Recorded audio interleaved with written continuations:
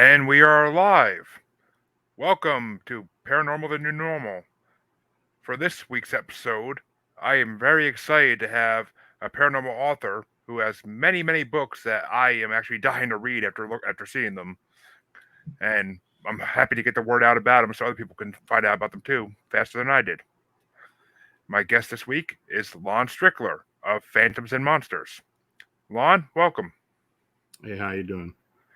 Doing pretty good. How you doing today? Fine. So, you have written many cryptid books that, from what I could discover, and most of them well, actually, all of them look fascinating. I'm not even going to say most, because all of them look fascinating to me, at least. So, why don't you tell us a little bit about you and your books and what got you into paranormal? Well, I have written total 9 books. There are 4 of them that are available now over at Amazon. Those are the Mothman Dynasty, Chicago's Winged Humanoids, that details the beginning of our investigation into the phenomena and up into the end of 2017. Though, of course, this phenomena continues on to this day. The second book is Alien Disclosure, Experiencers Expose Reality. And this book details the experiencers I have worked with over the years, abductions, encounters, and such. And it's, I've got a few specific investigations in there, but all the entries are actual cases that I have been involved with. The next book was Winged Cryptids, Humanoids, Monsters, and Anomalous Creatures case book. And this was a continuation of some of the sightings in and around Chicago up until around the time most of the sightings started being concentrated around O'Hare International. And also several winged cryptid reports that I have reported on, worked on, and that have been given to me by experiencers as well. And the 4th book, which just came out in past February, is The Meme Humanoids, Modern Myths of Real Monsters. And this deals with these pale, hairless humanoids that are starting to be seen throughout mostly North America, but there have been several also in other parts of the world. But we really don't know what they are. They're, people call them crawler humanoids. Some people call them, and they go by other names like rakes and flesh gates and such as that. But I had some theories about that, and I have some earlier examples of cases I think may have been a part of this, including the Slender Man as well. So that's the books that I have out now. Ooh, I think you and I are going to have a lot of fun when we do Creature Feature in a bit. But so, what inspired you to get into paranormal when you were younger? Oh, I'm an intuitive. I've been involved with this ever since I was young. I had an experience on the Gettysburg battlefield, which I again lived near, very near. I used to spend a lot of time out there when I was a boy. And this one particular summer afternoon, actually it was in 1967 or 68, I had rode my bike out there to the Valley of Death area. And something happened. All of a sudden, it was like a huge TV screen opened up in front of me.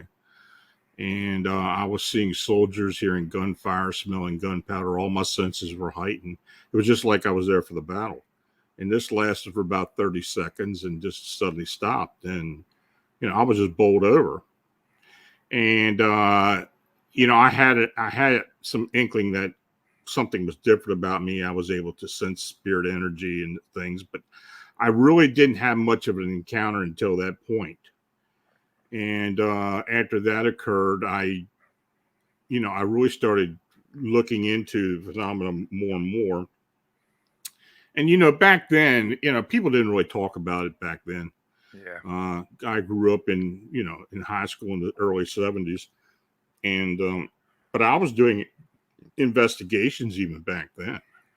And when I eventually got out of high school, I moved down to Maryland, lived down around the Baltimore area for about 40 years, and I was doing hands-on investigations in Maryland and Pennsylvania. It was all hauntings and encounters and other uh, phenomena as well. In 1981, I had a Bigfoot encounter in Sykesville, Maryland, near Sykesville, Maryland, which kind of changed my perspective on the paranormal. And I started becoming interested in cryptids as well. And I kind of jumped in head first with that. And then later on in 1988, I had an encounter with a winged humanoid up here in Pennsylvania, Ooh. which was pretty similar to what people are experiencing in the Chicago area now. So why that did happen to me, did it influence me in some degree? I don't know. But as time has gone on, I've looked into as much as I possibly can. And that's why I did eventually start the blog in 2005. I had been writing for other websites and blogs, but I decided to do my own.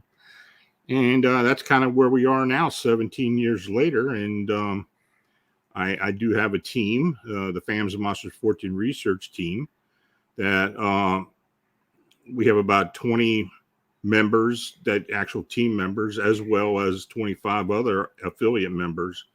And when we do get a report, we try to get boots on the ground, try to get face to face with the witnesses as easy, but as best we can, and try to do the investigation. So that's where it's culminated now. So yeah, so I've been writing Phantoms and Monsters for about 17 years. Impressive. Very impressive. I would love to have an actual encounter with a cryptid. Well, love is a strong word, but I would like to. I don't know how well it would go always, but I mean, there have been some attacks on the West Coast mainly, but there's been some kind of attacks out there from, I believe it was pterodactyl like beings described that could possibly be thunderbirds or could possibly be surviving dinosaurs like Nkole Mbembe. So it's that's interesting as could be. We do have some comments here. Welcome. I'm not gonna try to say your name because I'm gonna butcher it. I know it. Welcome, Isla. Good to see you again.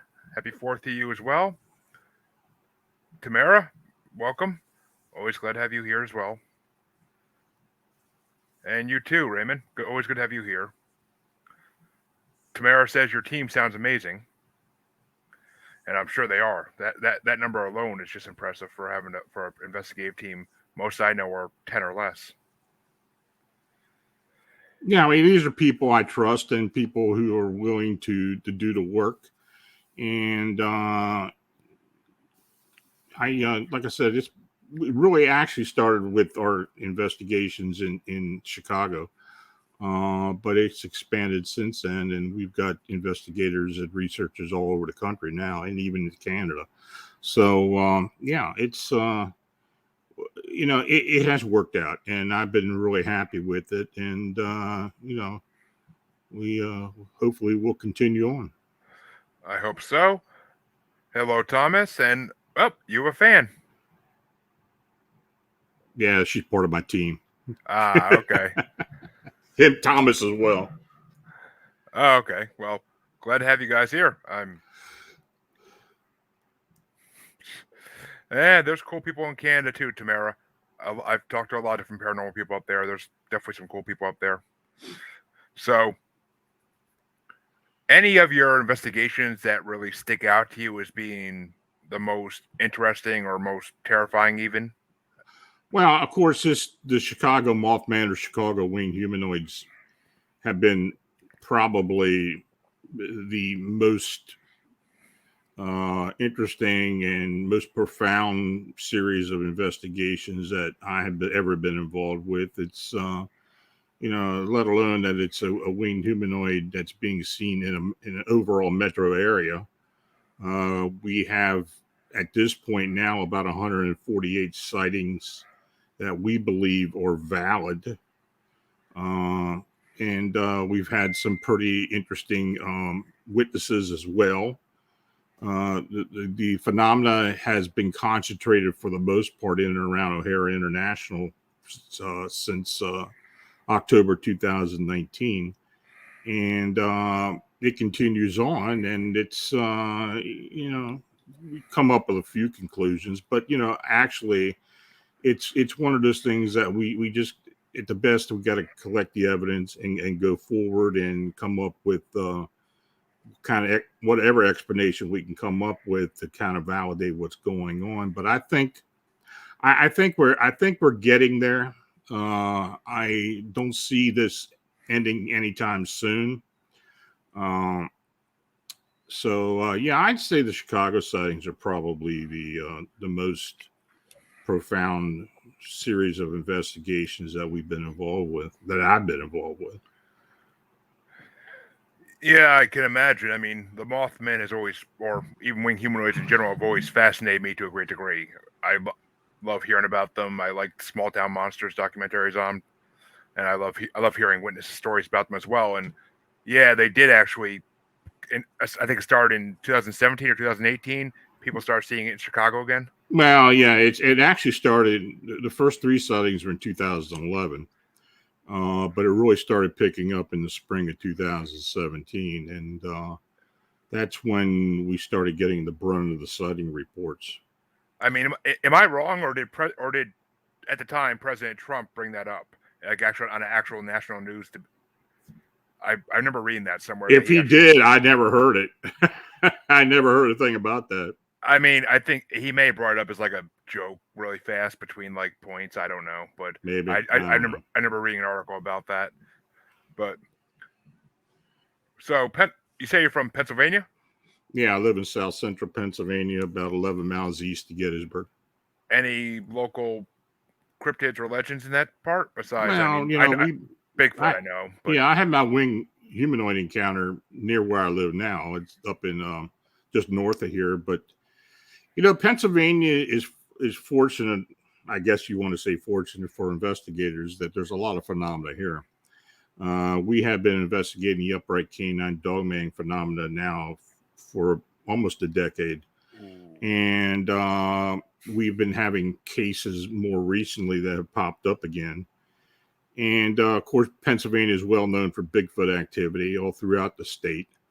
But winged humanoids, a lot of UFO sightings, a lot of hauntings. So it pretty well runs the gamut in Pennsylvania. You can pretty well find something in every little location. But and of course, Gettysburg being well known for hauntings, of course, and phenomena there. So yeah, I mean it's around here.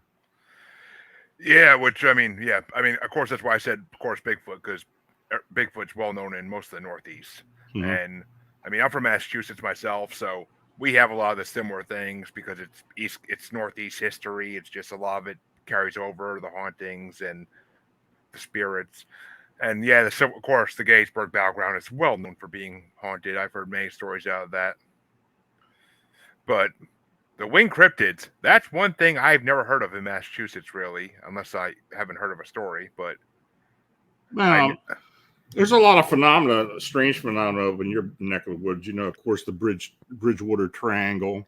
My wife used to live on a house in the Bridgewater Triangle. Yeah, there's a lot of weird things that have happened up there that people have reported. I have spent some time up there over the years and have been involved with some cases up there.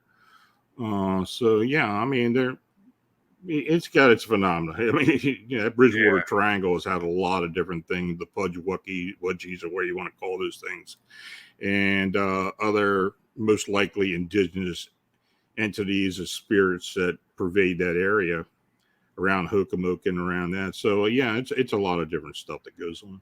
Oh God, yes. I mean, my girlfriend's house that her grandfather, my wife's house that that her grandfather built, not built, but he bought it like a year after it had been built because the residents moved out right fast. Apparently, he looked into it and found out it was built on a Native American burial ground on the edge of the Bridgewater Triangle. So this is like her house was the creepiest house I ever spent the night in. It's just you always feel like you're being watched. Every member of that family has sightings of something. You hear strange noises outside the house at night, and we believe we caught on a camera I bought for her bedroom, like a possible extraterrestrial figure outside of her window, and she feels like she's been abducted multiple times because she doesn't remember. Like she wakes up and she doesn't remember sleeping. It feels like she didn't sleep at all, Mm-hmm. and she's found little marks on her here and there. So I tried telling her the old trick of sleep with your whatever you're wearing inside out, and if you wake up and it's right side out, then that's might be an abduction. That's a trick I learned on Monsters Among Us podcast from Derek Hayes. But so yeah, and I'm trying to think what else in Massachusetts. Oh yeah, that's what you said that made me go like, oh, because I am a huge fan of Dogmen. So you say you guys have been doing Dogmen investigations? Yeah, we've been involved with the Dogman phenomena, upright canine phenomena here in Pennsylvania and areas just outside of Pennsylvania. Um, there's some well-known areas that have had this phenomena over time. Central Pennsylvania seems to be the predominant area in most recent decades, but Maryland has had a lot of sightings out in western part of the state. But we have ever since 2013. You know, when I was working with my associate Butch Witkowski, who recently passed away. But we identified 26 sightings and encounters during that period of time. But historically, there's been a lot that has gone on even back into the mid 1800s. So yeah, I mean the state itself is there's a lot of sightings throughout the state, but the area we call the Lichen Loop, which extends from the Allegheny National Forest southeast into central Pennsylvania and into around the Susquehanna Valley, seems to be the brunt of many of the sightings and encounters. So yeah, I mean it's something we've been looking into, and we've got some cases that are current cases. So it's keeping us busy. So have you? I mean, I know Pennsylvania's fraught with UFO and alien sightings as well. Have you actually ever investigated like an actual sighting of an extraterrestrial or just UFOs? No, I don't necessarily. I have really been involved with the UFO part of it. Like I said, my partner Butch did, but we've got team members who are interested in the UFO phenomena. I have mainly concentrated on the either the alien or ultra-terrestrial infestations and abductions and such. Not necessarily just the UFO phenomena. All right. Yeah, I mean, we've had a few UFO sightings at our house up here in Massachusetts just because it's local belief that because it's a mountainous area, we believe they're taking some kind of mineral or metal out of the mountain and using it to fuel their ships or something. That's the local belief. But I don't know how accurate that might be, but that's what locals believe at least. And we do have one mansion here in Gardner, Massachusetts called the SK Mansion that East Coast Paranormal is actually investigating in a couple weeks. I think it's this weekend when this episode drops, I'm pretty sure. Which is I wish I can go, but unfortunately I have plans that day already. I wish. It'd be awesome. So have you ever gone to New Jersey to possibly do like Jersey No, Devil? I've done a lot of investigations in New Jersey, mostly in the Pine Barrens area. I was gonna say, did you ever look into the Jersey Devil at all, or? Yeah, and there's a lot that goes on there besides that. I haven't necessarily seen anything, but we do get a lot of reports out of there, and yeah, southern New Jersey in particular, and even up into central New Jersey. Central New Jersey, we've had a lot of winged beings, dragons in particular. We've had sightings all throughout central New Jersey. So yeah, it's New Jersey has even though people don't really think about or know about it, it does have a lot of phenomena. Yeah, I mean, I'm from New York originally, so New Jersey kind of was like a neighbor, and I read about all that stuff growing up when I got into cryptids and paranormal, which it's interesting because when you think of New Jersey, at least me, I know there's the Pine Barrens, but other than that, it just reminds me of I think of cities. I don't think of actual wooded areas. Well, you get into northern New Jersey going into New York, west of the city, there's a lot of rural area up there. And there have been actually there have been a lot of big cat sightings up there as well. A lot of bear.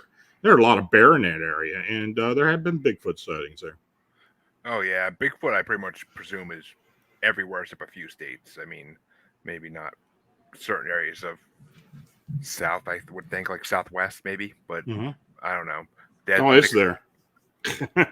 like I don't think I know of any state other than Hawaii yeah, I was gonna say Hawaii. where there hasn't been a Bigfoot encounter, a Bigfoot sighting somewhere. Well, yeah, I know. Small Town Monsters just finished shooting up their last Bigfoot film in the series up in Alaska, so Mm-hmm. I'm looking forward to seeing that because that looks from the way they talk about it, it looks amazing. But you said dragons. That's something that stuck in my head. You said dragon, which I mean, I Yeah, I believe in sea monsters and lake monsters and all that too. So why not have winged versions of that as well? But yeah. I mean, the whole winged being phenomena, thunderbirds, pterodons, winged humanoids and dragons and flying reptilians and such. It kind of runs the gamut.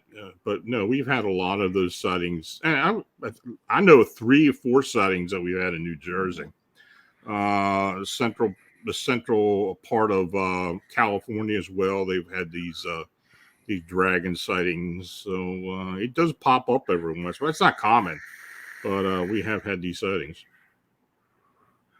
yeah, anytime I hear that, anytime I hear dragons in the paranormal world, I always think of Supernatural and the episode where they had to deal with one, and Bobby's like, "Dragons? What do you want me to call Hogwarts?" But it's just because it seems like dragons seem like something that could be or so mythical that it almost seemed like they couldn't be real for a while. Then I have heard these sightings somewhat that are popping up, and it's just almost unbelievable. But I want to believe it because seeing a dragon would be cool from a distance. I don't want to get close to it, but seeing one from a distance would be very cool. So,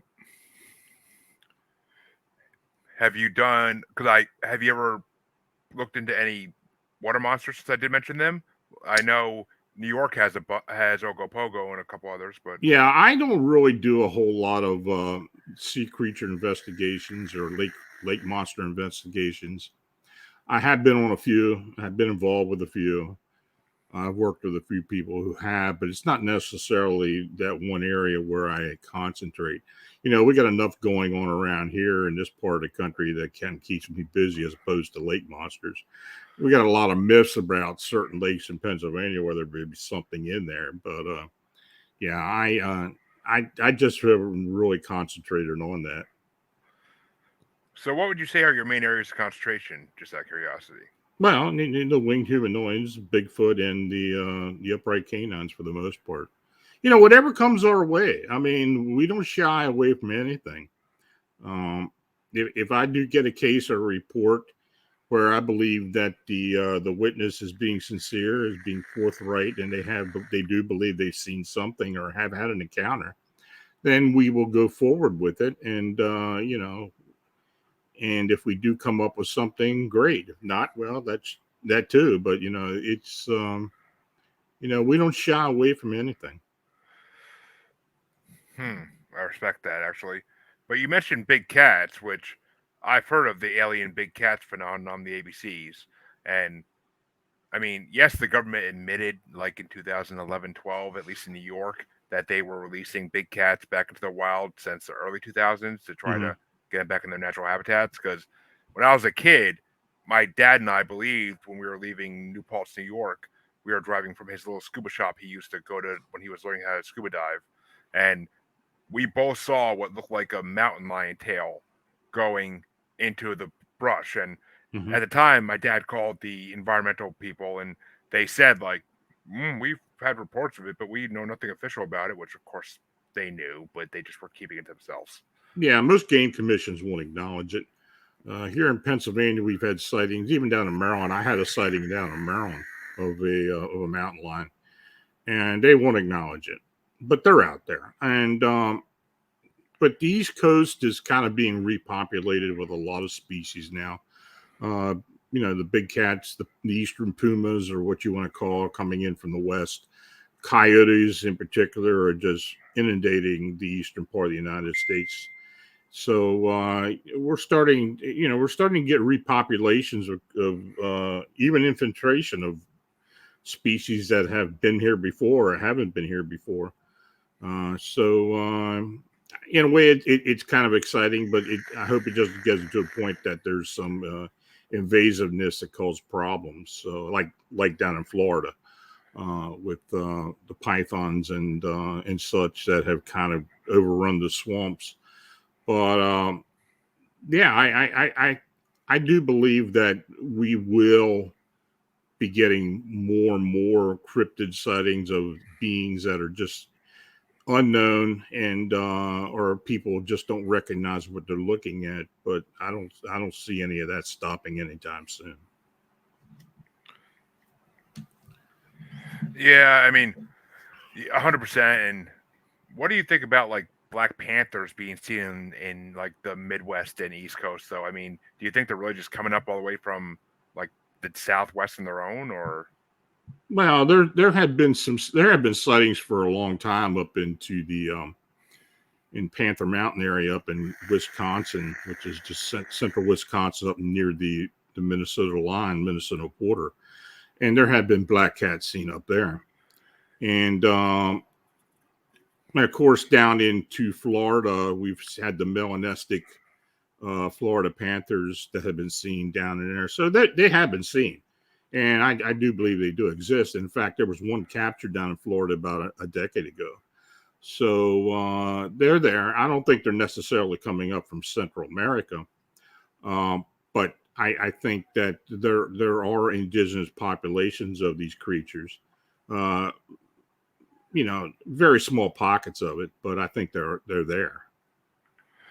Yeah, I mean, it's interesting because I mean, you hear the word alien big cats and you think instantly like, oh, extraterrestrials. When no, it just it's the basic meaning of the word alien, which means not from this area. Well, it's Not just like what's going on in the UK since the exotic cat law was passed, where in 1976, where people could not keep these animals as pets. Instead of having them put in zoos, people were just letting them loose. yeah. And there is consistently big cat sightings throughout the island. And I think they have found a way to breed in an area where it's not necessarily where they live or their species is known to live, but they've adapted. And I think most species can adapt to a degree. So yeah, I think that's what has happened in the UK in particular, but in some degree, same way here in the United States and into Canada, because the timber wolves have kind of made their way east as well, and many of them are starting to breed with coyotes, and the coyotes and it creates a hybrid called coy wolves, which have been pretty predominant in southern Ontario and now going into New York, and have some pockets have been seen in Pennsylvania.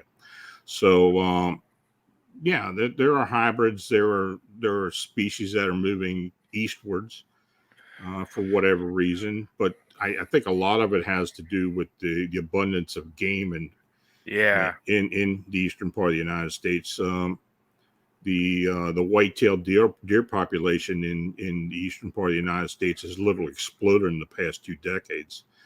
And even Hmm. though it's heavy pressure in hunting, it's just almost impossible to keep it at a certain level. So I think a lot of these predators have moved in, and they find it conducive to their needs, and they're they're making their homes here.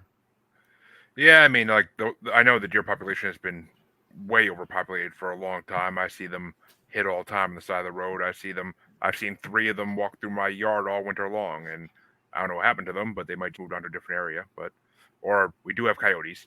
I've seen coyotes sitting in front of my front door, basically. Mm-hmm. I mean, Massachusetts is just full of wildlife like that. The only thing I haven't seen yet is a wild boar, and I hear they're in Massachusetts, but I've yet to see one. Well, they're making their way. I mean, southern Midwest is just loaded with them, and it's coming into the southern part of the country.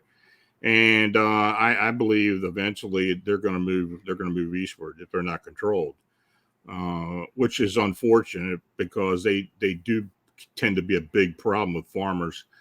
And I'm hoping they don't make the way here, but they are coming. I think. Yeah, I think a lot of creatures are just spreading out more and more as we take more of their land in other parts of the nation. Now they're just looking for new homes with food they can eat and things they can hunt, which that would explain 100% the wolves and the big cats and everything else that are moving around in the areas, especially the Northeast. I mean, wolf sightings have been seen in Maine and Vermont for the first time in hundreds of years. Mm-hmm. So it's kind of crazy in a way. Okay. So, have you ever done any investigations into, I'd like to call them either heavenly presences or underworld presences? Uh, in particular, Like, well, angels or demons, and oh, that. more particular. And I don't like to use those words because Yeah, I think, well, I believe there are angels. I mean, I believe in guardian angels. I believe in these beings, non-human beings that are probably most likely some type of ultra-terrestrial or maybe an alien presence. But I don't necessarily like to use the word demon. I mean, evil's evil in my mind. If you got something that's evil, then you want to call it a demon, you can. That's more of a religious term as far as I'm concerned. But yeah, as far that's why I called them underworld presence because yeah, I don't like to call them demons either. but as far as angels go, I have a strong connection with angels myself. I have used them in my clearing work. My wife was very involved with angels during her lifetime, and this is something that we have worked on together, and it's something that I've used in my work of clearings and my intuitive work. Yeah, I mean, I've heard a lot of stories on my podcast about angels, so I truly believe that whether they're angels or heavenly beings or extraterrestrials, wherever they are, I believe they're out there and they do. But let me pose you this question: what do you think the supposed Mothman is? Do you believe it's an angel or who warns of doom, or a bringer of doom, an underworld type evil creature? Now, I think they're a summoned being from another dimension. They're an ultra terrestrial being.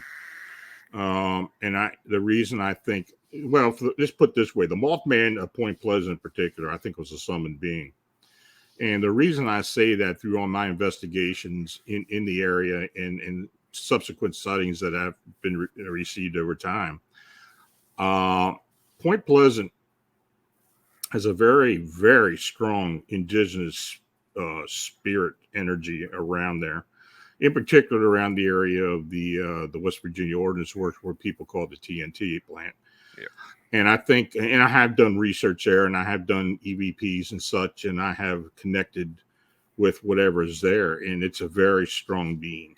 And I think that the Mothman or whatever being was summoned was brought through to help protect and secure the area for this for this uh, this strong entity, because I think it felt threatened. And the reason I think it felt threatened was because the area itself was being used by a lot of the young folk in the town area, and that used to spend time there. And I just think that's the reason why the Mothman was summoned. And in fact, the Mothman being was very aggressive. I mean, he used to chase these folks back up the road, and used to show up suddenly with them. I don't think it's a harbinger. I don't believe in the harbinger theory. You know, for that whole period of time from 66 to 67, there were approximately 30 well-known sightings, but there were others. And the fact that the Silver Bridge had collapsed right before the holidays, and then someone said that, well, they saw the Mothman above it and it was a warning. Well, I don't necessarily believe that. First of all, the bridge itself that did show structural damage. Was this thing warning people? I don't believe that as well. I think the whole Mothman harbinger story came out of, you know, here's a town, a small town, where 46 people died in a tragedy. And I think people were looking for excuses as to why it happened. And I think the Mothman was a very convenient excuse. And of course, you know, John Keel he kind of perpetuated a lot of this. Yeah. And, you know, there was a lot of other phenomena going on as well with the Men in Black or UFOs, a lot of paranormal activity associated with all of this. And I think that's what had happened at Point Pleasant. Now, I still believe that this being or other beings are still in the area. I think they still reside there. We do get some sightings in Mason County, you know, actually all up and down the Ohio River Valley of these winged humanoids, and it still happens. It still goes on to this day. But of course, we're getting sightings in other parts of the country as well. So yeah, I think I think that's the real story behind the Mothman. Now, as far as the Chicago goes, I think I don't think they're summoned beings, but I'm pretty sure that they're ultra-terrestrials, some type to come through some type of portal for whatever reason, which we just don't know yet. And I think that they really they use it as maybe some type of rite of passage or something. But you know, they haven't been aggressive. They just show up. They seem to show themselves to certain people for whatever reason or however they do that. But I think they do have an agenda, or they do have a reason behind it, which is something we're trying to figure out at this point. Yeah, which I mean, the Mothman at Point Pleasant, it supposedly killed the dog as well, because I forget his name, but the man who his TV and all the electronics in his house started fading in now, and he looked outside, and his dog ran outside after what was out there, and all he saw was red eyes, and supposedly his dog was never seen again. So, well, you know, reading the Mothman prophecies as opposed to watching the movie, there's a big difference. The book, I mean, the movie did not do the book justice, and quite frankly, a lot of stuff that was in the movie just did not happen. So you know, I'm just going to put that caveat out there. You know, it made for an entertaining film, but there's a lot of information in the Mothman prophecies that just was never put on film. Which I mean, that's the case with any book made into a movie. Well, that's going to happen. I mean, it's all entertainment, it's all commercial, and you know. I mean, look at all Stephen King's books that became movies and were horrible because they left out half the book. But right. The Shining and It on top of my list on that one. But so I have a theory that I like to give this show to people like you that are knowledgeable about what I believe for ghost spirits, about how they transition into these different types we see. Now, when my belief is when a spirit first becomes a spirit when the human passes away, if they're stuck on this plane, this dimension, then they are first a white fog usually, or sometimes other colors, and then as they learn more about who their abilities as a deceased, they become shadow people, and then eventually they learn to make themselves into full body apparitions that look like what they wore on life, or whatever they want to look like, really, because they get more sense of what they can do. What do you think of that theory?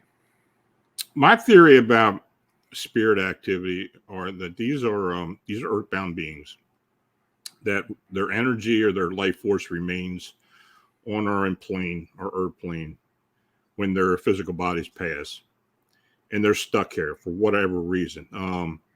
Many times they have the sense that they're not finished with life. They're things they need to watch over people. They need to finish things. Sometimes they don't even know they're dead, and they don't understand why people will not communicate with them, and they try to communicate with people by touching or moving and making noise, and this is a haunting, and they're trying to get people's attention, and they're stuck. Now, that's, and I'm involved with spirit rescue. That's what we try to do. We try to rescue these energies and to help them move on. Now, it's, any energy, any being is has free will. Basically, if they don't want to go, they don't have to go, then they won't go. You can't force them to move on, and we will try to help them, but it just doesn't always work out that way. Now, as far as shadow beings and those entities, they have nothing to do with spirit. Those are unknown beings that have nothing to do with life, previous life, or life force energy. These are basically like scavengers, and they're deadly. They're almost like they're like an unknown being that kind of walks down the middle of a road in the neighborhood, and they find the first house or the house where they believe they can survive by feeding off of dysfunction or death or any type of misfortune that goes on with the family of the people that are living there, and that's where they reside. And when you go into a case where you've got shadow beings, uh, you just cannot move them out. It takes the whole overall aspect of the family dynamic to change, for things to calm down, for them to eventually move out. It takes time. And but in the meantime, while they're there, they're just literally feeding off people. I've been involved with cases where I've just seen people literally wither to nothing because of these beings. I've been able to help save some people, but it just doesn't always work out that way. I've been involved with I was involved with a particular case for almost a decade, and it just, it took time, and it took some intervention by other folks, but we did get it done. And yeah, so these are two different types of entities. I mean, even poltergeist. Poltergeist are not a spirit. They're a thought form energy that's projected by someone who's living, one of the living in a home or in a family and such, and they're doing it unconsciously. And because of doing that, even they don't realize what's going on. And it actually compounds itself into a real force that can cause a lot of problems. So yeah, and that's another situation where you've got to you've got to let the person realize what they're doing unconsciously, and they have to take care of that themselves. You just can't go in there and move it on. It's something that takes the help of the person who's there and even the family itself. So that's basically my theory on hauntings. which makes sense to me. I mean, I've heard both sides of the shadow people argument that I've heard they could be. I've heard theories that they're extra dimensional creatures who are just kind of slightly showing in our universe and we don't know why. Like we don't that people don't understand why. I've heard that they're bad creatures who can invade a house and make and they live off the fighting and they live off the anger and they live off the emotions of the people basically, and that's how they get strength. So Exactly. yeah, so I mean, they can even feed off the dead. I mean, I I was involved with a case where the victims were living near an airport that had a horrendous crash where over 100 people had died, and a lot of these people's life force spirits were earthbound, and this entity showed up, and it was an evil entity, and it was, I don't necessarily know if it was a shadow person, but it was evil, and it was feeding off the dead energy as well as the living energy. It took a while to get rid of that one, but eventually we were able to block it off, and it was forced to leave. But these type of things do happen. yeah, I mean, there's always got to be bad in the world. There just has to be. It's a balancing thing, and unfortunately, they have to exist. But yeah, I mean, my theory, I have no proof of it. It's just a theory I like to give out and see how people react to it. Because I've had some people say, "Oh, that actually makes sense," But I've also had people who have said before, like, no, that's not what I believe either. But everybody in paranormal has their own beliefs, and I'm perfectly okay with that, as everybody should be. But as far as dogmen go, do you believe they are evil creatures, or do you believe they are a species that's always been on Earth and we just are now discovering them? No, they've Or been around. I think they're ultra terrestrial beings, like most cryptids, even Bigfoot, to a degree. I mean, I think there are areas where Bigfoot are actually indigenous beings, but I think for the most part they're an ultra terrestrial as well. And I think Dogman falls into that category. In particular, here in Pennsylvania, where we do most of our research, I think they have the abilities to move in and out between our Earth plane and wherever they come from. And there's something definitely supernatural about them, because I've had a lot of witnesses who have just seen them suddenly appear and disappear in a lot of instances. Now, can they be dangerous if they're cornered? Sure. I think there is a possibility that they can become dangerous.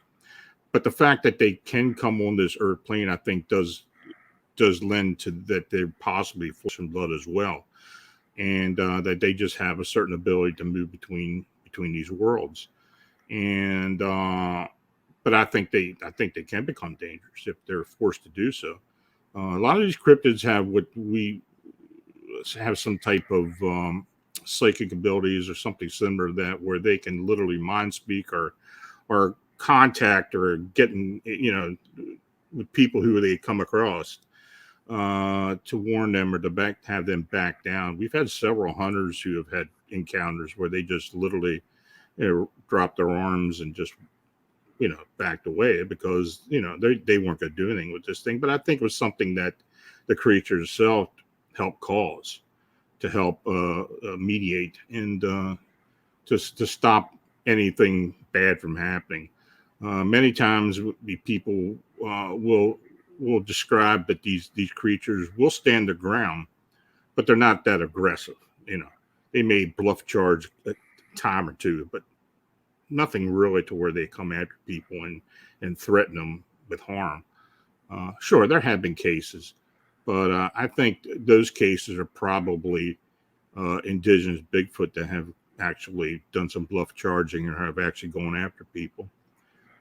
But I think the ultra terrestrial beings won't do that for the most part. well, I mean, we'll get to Bigfoot in a second. I got a few questions about that, but what do you?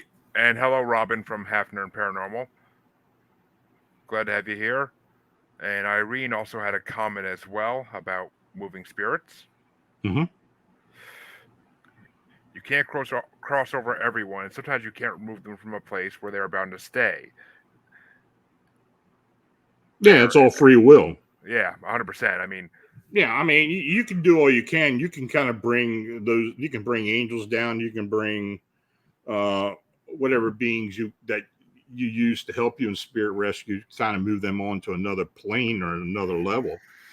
But if they don't go, they don't go. And some of them feel compelled to stay no matter the circumstances. And she's right about that. And that is true. That does happen. yeah, I mean, it's not like Ghostbusters where you can just throw a box down and capture them. No. It's not. It doesn't work like that. It's just they are their own beings, and they are going to do what they want to do at the end of the day. And if they're looking to cross over, then yes, you probably can help them if you know what you're doing. But if they don't want to cross over, they just want to stay where they are.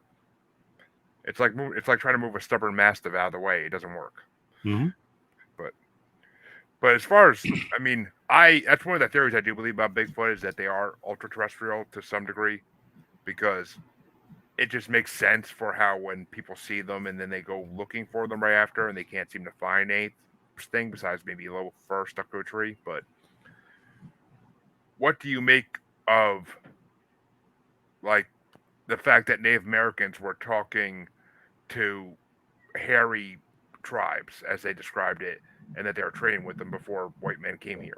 Well, most indigenous peoples have some type of lore involving a hairy hominid or something, or whatever name they had for it. It's mostly an entity from the spirit world in their mind.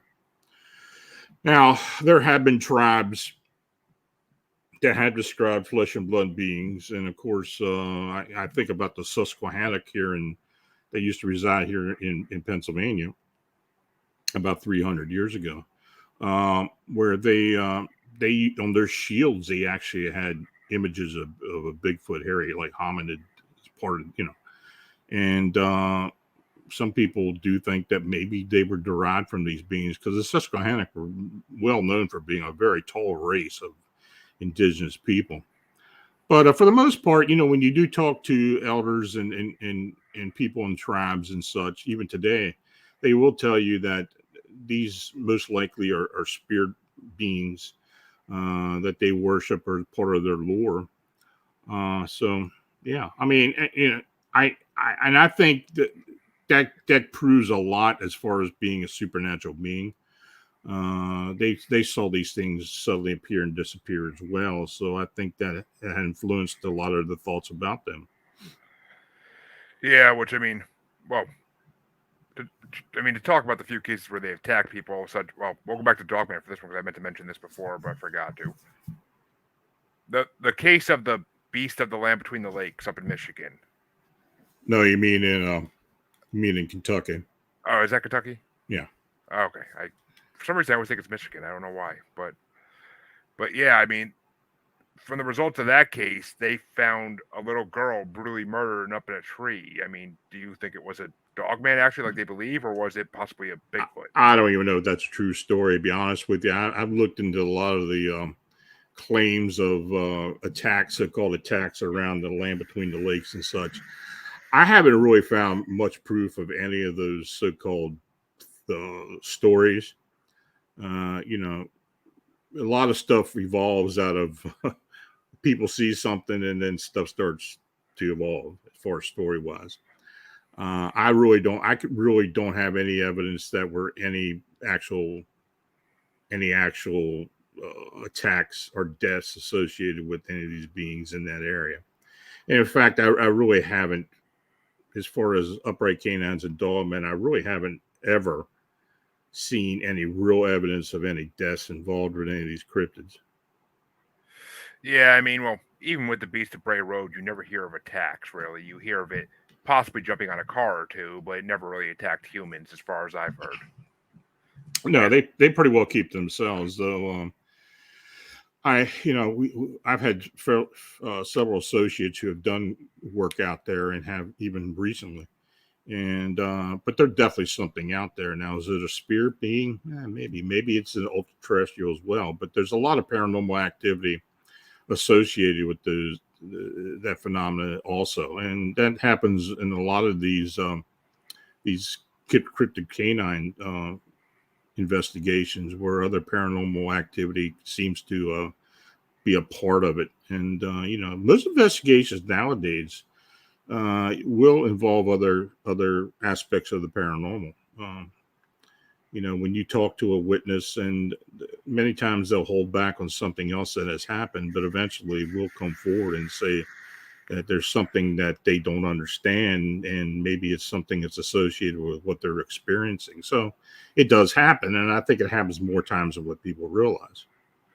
Yeah, I think so too. And I'm guessing Vincent Richardson is part of your team. Yeah. Okay. It's just kind of a feeling I got from that. But so, what do you think about the Ape Canyon incident as far as Bigfoot goes? Do you think that was an indigenous species in that area? The what? The Ape Canyon incident? Oh, that. I think something happened. I think something happened, maybe not to the degree that came out, but that area up there around Mount St. Helens has had a lot of reports of Bigfoot activity and a lot of pretty hairy situations. I think the Ape Canyon may have some fact to it. Now, did they attack these miners or whoever these loggers or miners were because they were in their territory or supposed territory? Possible. It's very possible. We had a canine, several canine cryptid canine attacks in Pennsylvania at a logging camp back in the 1850s. And though we have no idea of really knowing what had happened, but apparently there were enough people to say that they were causing issues, throwing stuff at them and making threats. I don't know of anybody that was killed, but yeah, there was some aggression involved. Yeah, which I mean that's usually what you hear is that people theorize that this is like their territory and that's why they're attacking. I mean, I know the Olympic Peninsula, I believe it's out in Mm-hmm. Oregon or Washington. Out in Like, Washington. yeah, I mean, from what I've heard, I haven't watched their actual video yet, but Small Town Monsters found a bunch of nests out there Mm-hmm. that look like Bigfoot nests, and supposedly it might Yeah, that even. was Shane Corson and in the whatever, what's that project, was it Cascade Project or whatever project was involved with it, but they did the film was good. It was an interesting documentary. I had Shane on my radio show not too long ago, and he talked about it. He's strictly a flesh and blood theory as far as these beings, being indigenous beings, and he truly believes that they do move around. The Olympic Project, yeah, Vincent just said it. So yeah, it's yeah, I mean, it was an interesting film, and I not that I necessarily believe in the whole indigenous theory. I do in some respects, but I think what they were dealing with there could very well have been an indigenous being, group of indigenous beings. Huh, that's an interesting theory, Shannon. Underground dwellers for Bigfoot. I mean, with the cave system on the East Coast, I could believe that to some degree, but I don't know about the rest of the country, like deserts and whatnot. I don't believe there's really cave systems through the deserts like that, I unless you think get. there's some evidence that there very well could be. I get involved with a case out in western Texas where it seems that they were going underground, and actually a Bigfoot-like creature attacked a woman out there coming from under a brushy area. I had reported on the blog, on my blog, and I talked to the girl. She had she showed the scratch marks and the lacerations that she incurred because of it. So yeah, it does occasionally happen, but yeah, they could be underground. I think maybe a rogue one here or there may do that. I haven't found any evidence here in the East as far as that goes. States like Missouri and Southern Illinois, where there are a lot of caves, even down in Arkansas, down the Ozarks, there are areas down there that have a lot of cave systems. They very well could, utilize that. Yeah, which you were talking about caves earlier when you were talking about rakes and pale crawlers, because that's highly believed where they come from as well. Because that's why they're pale. Because I they. don't know. I don't know. I've done a deep investigation of this whole phenomena. I just don't really know where they come from. We haven't really gotten any real information as to them being underground dwellers. It's a good theory, but at this point now, it's no proof that it could be. Though there's a lot of there's a lot of theory about it. Yeah, which that's actually another thing my wife saw at the house she was at. She was in her upstairs bathroom smoking a cigarette once the kids went to sleep, and she was looking out the window like she always does, and she saw one of these pale crawlers come into her backyard, and it was walking around and just stumbling everywhere basically, and then just eventually walked back into the woods and walked away. But I mean, that's right outside the Bridgewater Triangle, so what do you expect? You're going to see a lot of weird stuff. But let's go a little north though, because what do you think about Wendigos? Well, there are a lot of conjecture about Wendigos.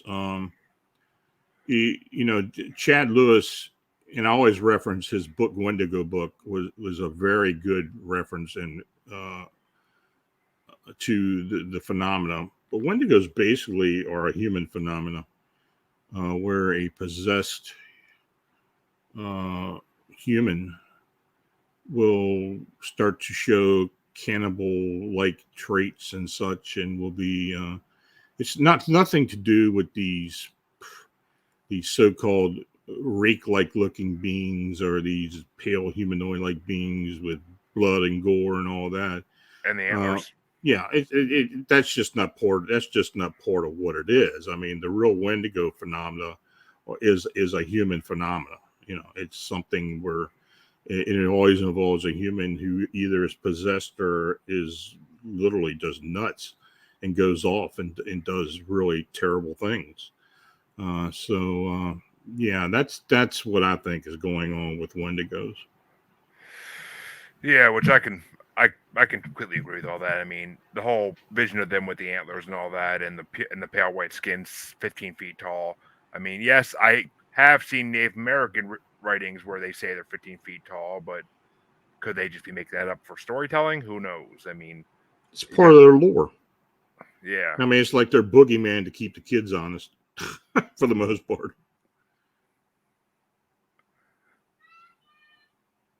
Shannon, what are you referring to with that? I can't think about what you're referring to with that one. Oh, she's talking about the woman who was attacked. There very well could be. There have been theories about women being on menstrual cycles or Okay. are menstruating, and that a male cryptid or male uh, Bigfoot will respond to that. I've heard that theory before. Yeah, the whole. I mean, that kind of ties into the whole Bride of the Woods theory, where Bigfoot keep human women to breed with. Which I don't know how much I believe into that one It because could be. I mean, I'm not going to discount it completely, but it very well could be. hello Ken, good to have you here. And yeah, I mean it could be. I mean I just watched what's his name's movie for Knights of the Round Table episodes of Derek Hayes podcast. He has a really weird name. Why can't I think of it? But basically, it's a Blair Witch type movie where it's shot in first person and this couple goes camping in the woods and there's stuff thrown at their tent throughout the night. And then at the end, you see the husband being dragged off by something making Bigfoot like sounds. And all of a sudden, there's this topless woman standing in the woods with blood all over her and dirt. And that's basically how the movie ends. I forget what. I can't remember this guy's name for anything. My God. I don't know why I can't think of his name. That's just only because in 2 weeks they'll be ovulating, and I find. Well, I mean, dogs know what's going on with that with humans too. So why wouldn't a Bigfoot? I mean, it's Sure. just that it's that extrasensory smell or whatever ability it is that just lets animals know that. But what do you? Since we were talking about Native American boogeymans, and I don't like to say the real world, so what do you think about shimwalkers? Well, the skinwalker is basically a be it the Navajo or the Ute or whatever or Hopi. It's a witch, basically, a tribal witch that kind of goes off the rails and is able to transform into these otherworldly beings, many times represented as an animal spirit or and does it happen? Sure, I think it may very well happen. Is it kind of is the phenomena kind of blown out of proportion in some cases? May very well. I've heard a lot of so-called skinwalker encounters. People have seen these things running down the road alongside of trucks and cars, and that a curse is placed on a family, and the skinwalker will try to get into the house and do all kinds of crazy stuff. That it this curse may actually end up killing someone by draining the life force, the energy from the individual.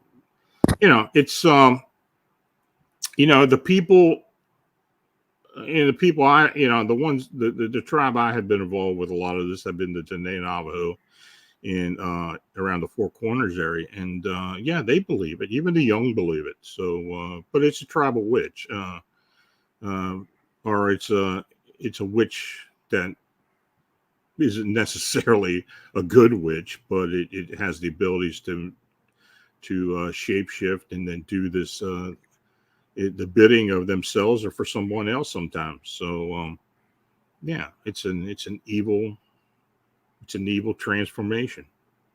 Which do you think that's what happened at Skinwalker Ranch because that family built on native land, or Skinwalker Ranch. See, the theory about the Skinwalker Ranch is it was an area that once was part of the Navajo Nation when they lived in the area up in northeast Utah, and that the Ute Nation drove them out, and a curse was poured on the area of the ranch, and that they would be cursed for all time. And of course, these Navajo moved down into the into the areas around the Four Corners. I don't know if that's true or not. It could be. There's a lot of reports that of these type of beings showing up that look like they're indigenous beings and the such. But as far as the other phenomena, the UFO, the uh, the canines, the cryptid canines, I'll be honest with you, I really don't buy into a lot of it. Uh, I really haven't seen the proof. Sure, they have the TV show now, which just like a lot of other cryptid and paranormal television shows, they don't necessarily show the truth. They kind of do put a lot of production value into it, and they got to sell advertising. And but I just really don't. I just don't buy into everything that they're trying to give us and they tell us. Is there a portal there? Sure, there could very well be a portal. There could be several portals there. Has there been UFO activity? Absolutely. But is it all one big ball of wax that, this is one area where a lot of this stuff is showing up for whatever reason? I don't know about that. I mean, I just have not seen the evidence to support that. And so I mean, that's basically all I'm going to say about Skinwalker. I mean, it's just really been, I I have talked to George Knapp. I talked to Combe Kellner about this, and sure, there's a lot of things that people have reported over time, and it does have some strange activity, but it's not any different than a lot of other places that have a lot of paranormal activity as well. It just happens to be one place. So yeah, I mean it could be similar to the Bridgewater Triangle or sure, any of the other triangles on this earth. I mean, it's very possible, and they have caught UFOs on film on that TV show Secret Skinwalker Ranch.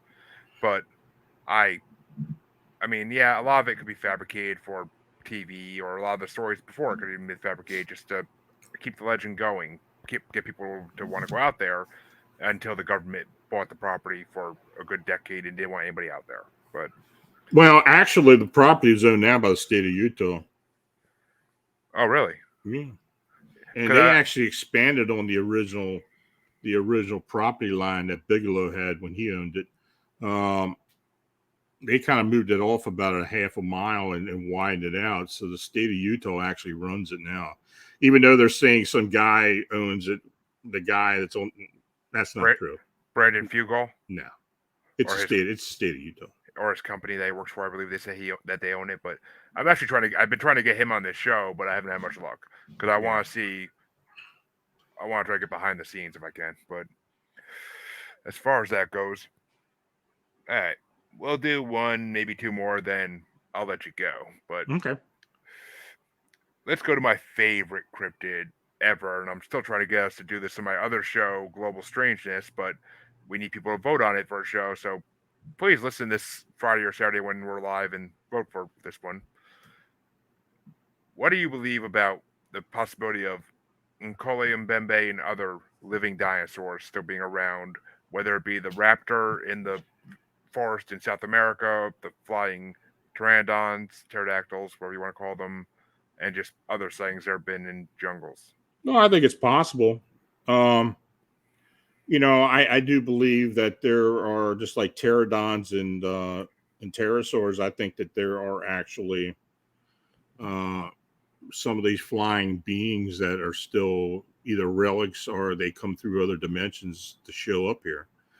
Um, if it is, if you go into the deepest parts of Africa and into the jungles of South America and other places, and you got large ground sloths and dinosaurs or supposed dinosaurs, yeah, maybe it is. But for as far as being indigenous, I don't know. I don't know if that's true or not. Could they be just cryptids?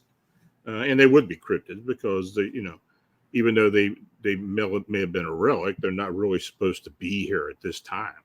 Yeah, So exactly. I think it's possible, but until we see the proof, it's just like the Bigfoot or anything else. I mean, there have been expeditions and such to go out there and find these things, and they will talk to the native people around there, and they will give their interpretation of what they're seeing and what's going on, and are they really seeing it? Everybody has their own perspective of what they're looking at. They may be seeing something out there. It may not necessarily be what the researchers think they're seeing, but everybody has their own perspective, and I think that maybe there's something out there, but not necessarily what they believe it is. Yeah, I mean, I always heard the legends and stories that for Nkoli and Mbembe specifically, that the researchers that went out there, I think it was in the early 1900s, Mhm. they showed the natives pictures of all these animals like elephants, rhinos, and they all just kept saying no, no, and they showed them, and then they had a book of dinosaurs, and they opened it to, uh, I believe it was something like around a brontosaurus Mhm. type, and the natives all just shook their head like, yes, that's what we're seeing, Mhm. and supposedly it kills hippos as well in that river it's in. I mean, they may very well be out there. Who am I to say they aren't? I mean, it's just like our other cryptids that we investigate and people say are around. What's the difference? They could very well be there as well. Yeah, I completely agree. I mean, and just the fact that this one tribe in South America like worships a raptor-like being that lives in the forest, and they warn tourists not to go into the forest because you won't come out alive. Mm-hmm. It's I don't know. It's interesting to me. It's just ever since I was a kid, and I picked up some book about cryptids. I have no idea what book it is now. I could never find it if I tried.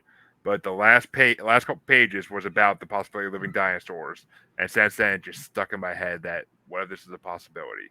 So it's always been interesting to me. And oh, you have a question apparently.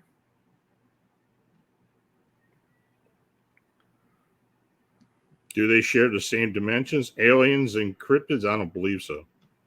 I think cryptids and ultra-terrestrial beings may very well change. I mean, reside on the same plane, but I think alien beings, extraterrestrials, or portal travelers, and it may come from other dimensions or even worlds or universes. Uh, I think for the most part that cryptids try to avoid those type of beings. I could believe it because I mean they abduct humans. Who knows what they would do if they got or had the chance to abduct a cryptid? I mean, it'd be interesting. I never heard about that, but I now that I've said that, I kind of want to hear about that. But it'd be interesting to hear a story of that. But all right, let's go to one last one because I want to see if you heard this phenomenon because it's a newer phenomenon that I didn't hear about until a couple years ago, and I've had a bunch of guests on that never heard of it. Mm-hmm. Have you heard of mirrored men? Mm-hmm. I mean, I had a feeling you'd be one of the people that would know about it, but Yeah, I mean, I've had reports of people who have seen that. Uh, 2, 3 different, on a line that just show up. Is it? I think if it's anything, it may be a time slip type of thing or time variation that just is maybe scattered by milliseconds and such. Where is it a time slip, or is it some type of look into another dimension or some type or some way? It's possible, I believe. I think theoretically it's possible, but no, I've heard that phenomenon. Yeah, what do you account to for the people who? Because I've heard a lot of stories, people who said they've seen them and they lose hours of time without realizing it until they come to. Well, then that goes along the lines of a time slip. Many times people are involved in a time slip, they will lose time. Or what they call some type of glitch in the matrix or whatever you want to Yeah, call it. I was just gonna say I that. think it does happen. Time is a linear, basically. I mean, it's in that case, maybe we are coming. People are experiencing this. So, but no, I've heard that phenomena before. Yeah, I mean, it's a from what I understand, it's one of the newest phenomenons in the paranormal world. Kind of. Oh, I it's mean, probably been going on for a long time. it probably has, but I think Yeah. it's just with the podcasting and internet world today. I think it's been more talked about than it ever was. Mm-hmm. Because I mean, if you saw if you saw something like that, you would probably keep it quiet 30 years ago because people would think you're crazy. But Mm-hmm. and I've also heard them theorize that they might be extraterrestrial in origin because as with extraterrestrials, there's usually time lost too when people like Barney and Betty Hill and whatnot. I don't know. Maybe. I mean, of course, no, we never can really know this stuff until something tells us it someday, but it's all theorizing at this point, unless we find proof of it. But well, I think we'll call it a night, unless you want to do more. But I mean, it's up to you. No, it's fine. All right, well, then we'll end this episode. Where can the people find out about your books and you, Lon, if they want to find out more? Well, the website is phantomsandmonsters.com. We blog daily. We put our cases that we get or what people send to us on a daily basis. Many of these cases that people send to us that we investigate with the Phantoms and Monsters 14 research team. That website can be found at cryptidhunters.org. I do a weekly radio show on Friday nights and sometimes on Wednesday nights, depends what we're scheduled, at Fams and Monsters Radio. And just put Fams and Monsters Radio into YouTube and it'll come up. We're involved with a lot of different stuff. And like I said before, if it's something that's interesting that I think that we can investigate or look further into and hopefully get answers, we'll get involved with it. But yeah. Well, I thank you for coming on, Lon. It's been a pleasure to have you. I love having guests that know as much about different paranormal subjects as you. It always makes for a much more interesting show and someone I can always bounce things off of and get answers to, actually. It's always a pleasant thing. Okay. Well, thanks for having me. Not a problem. And to all my listeners, as you know, you could find more about us at the Paranormal The New Normal Facebook group. And all my podcasts I do are there, so I'm not going to name all 5 of them here because that takes forever. So they're all posted there anytime they come out. And be sure to check out me the rest of this week on Parapost Network. I have different videos I'm streaming the next 3 days, so just go to Parapost and you'll see them scheduled. Thank you all, and I'll talk to you next time.